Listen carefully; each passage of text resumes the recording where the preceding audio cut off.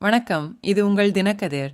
தமிழகத்தில் வாக்காளர் பட்டியல் சிறப்பு தீவிர திருத்தத்தை ஆதரித்ததற்காக அதிமுகவை திமுக தலைவரும் முதலமைச்சருமான மு.க.ஸ்டாலின் விமர்சித்தார்.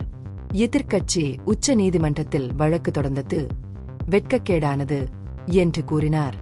வெள்ளிக்கிழமை என் வாக்குச்சாவடி வெற்றி வாக்குச்சாவடி நிகழ்வின் போது தனது கொளத்தூர் சட்டமன்ற தொகுதியில் கட்சி உறுப்பினரிடம் பேசிய ஸ்டாலின், அதிமுக இந்த பாதையில் தொடர்ந்தால் அது ஒரு பெரிய எதிர்க்கட்சியிலிருந்து துணை கட்சி யாக குறைக்கப்படும் அபாயம் உள்ளது என்று கூறினார்.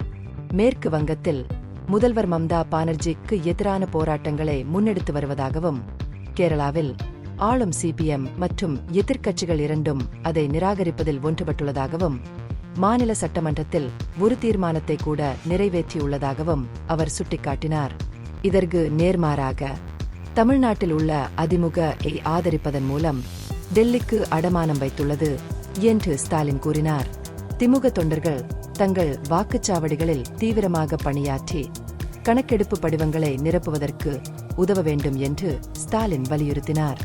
சரின் 10 நாட்கள் ஏற்கனவே கடந்துவிட்டாலும் இன்னும் சில வாரங்கள் மட்டுமே உள்ளன என்பதை அவர் அவர்களுக்கு நினைவூட்டினார்.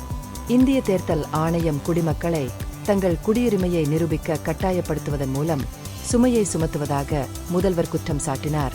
மக்களின் வாக்களிக்கும் உரிமைகள் அச்சுறுத்தலுக்கு உள்ளாகியுள்ளன என்று வாதிட்டார்.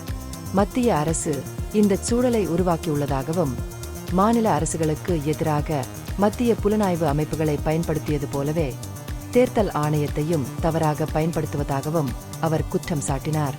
திமுகவின் தேர்தல் வெற்றிகளை பெறுவதே அவர்களின் முக்கிய பணியாக இருந்த முந்தைய காலங்களைப் போலல்லாமல் இப்போது அவர்கள் கூடுதல் பொறுப்பை சுமக்கிறார்கள். இந்த பகுப்பாய்வு நுண்ணறிவுள்ளதாக கண்டால் முக்கியமான அரசியல் முன்னேற்றங்கள் குறித்த கூடுதல் புதுப்பிப்புகளுக்கு லைக் செய்யவும், ஷேர் செய்யவும், சப்ஸ்கிரைப் செய்யவும். இது உங்கள் தினக்கதிர். நன்றி.